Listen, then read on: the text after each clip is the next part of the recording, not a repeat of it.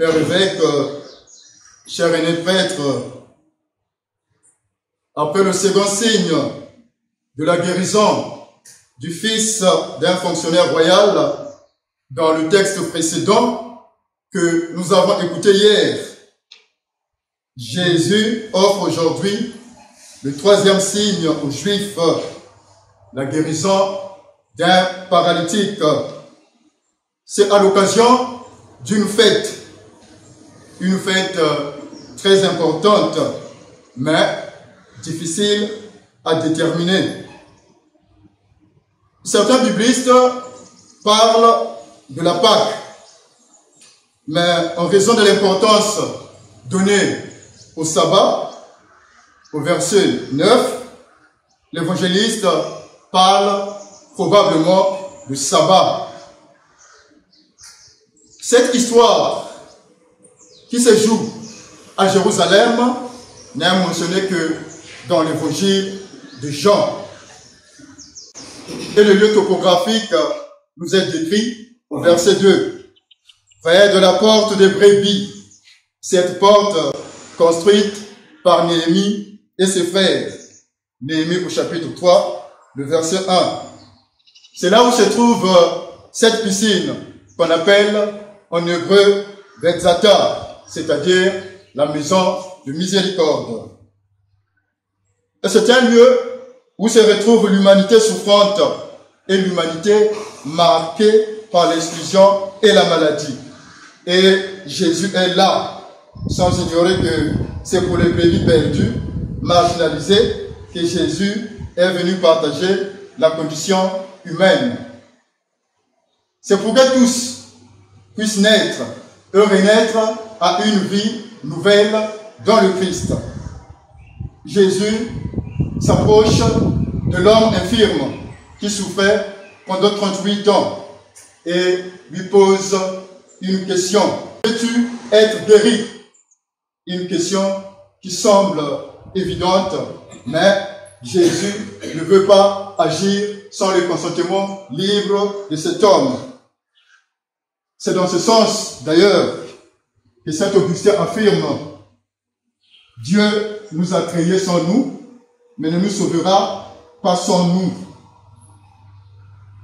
Le vocabulaire employé indique que Jésus sait de quel mal cet homme souffre, soit à cause de sa connaissance surnaturelle, soit parce qu'il s'est renseigné.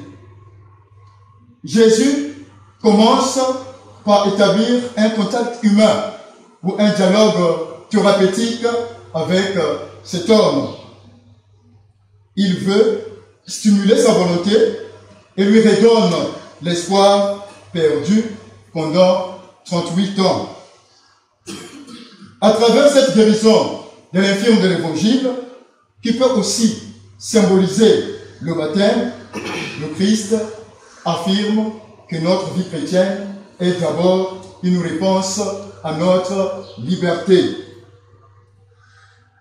L'infirme est seul, nous dit le verset 7.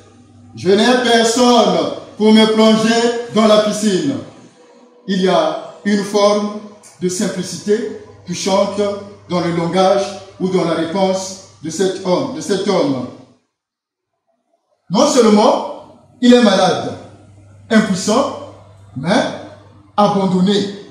Et on peut dire que l'isolement de cet homme ajoute à sa souffrance. Avoir personne, cher Père, est contre nature. Nous sommes faits pour la relation. Nous sommes des êtres relationnels. Ce qui sauve d'abord, c'est l'amour. C'est d'avoir quelqu'un à ses côtés. Le prédicateur de notre retraite, l'abbé Victor, est allé encore plus loin pour nous dire que nous sommes dans pour les autres. L'amour précède la mission. Jamais sans le frère, car il n'y a pas de mission sans communion. Cet acte spirituel nous donne cette possibilité de se reconnecter à l'intérieur de soi. C'est un temps pour secouer son édifice intérieur. C'est un temps de dépouillement de soi. Jésus est ce quelqu'un qui s'est fait proche de l'homme infirme.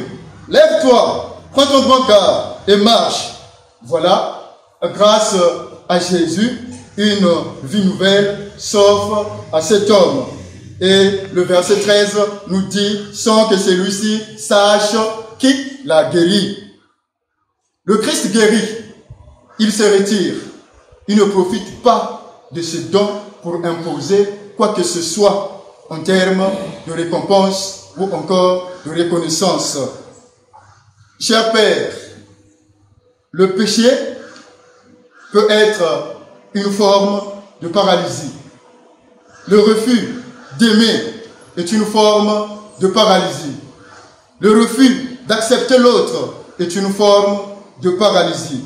Tous, nous avons besoin d'être plongés dans cette piscine. Et la question est posée à chacun de nous. Veux-tu être guéri? C'est à chacun de donner sa réponse. En ce temps de carême, cher Père, je vous invite de prendre beaucoup de la bière, mais la bière de Dieu.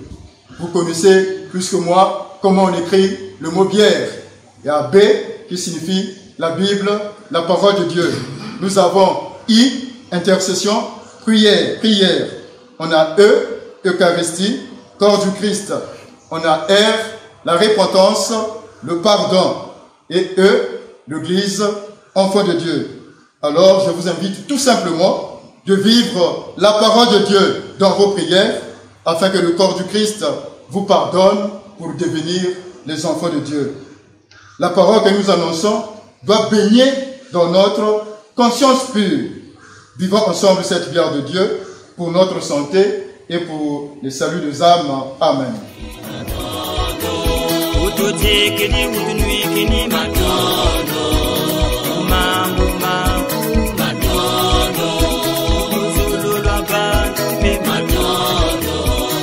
Salut,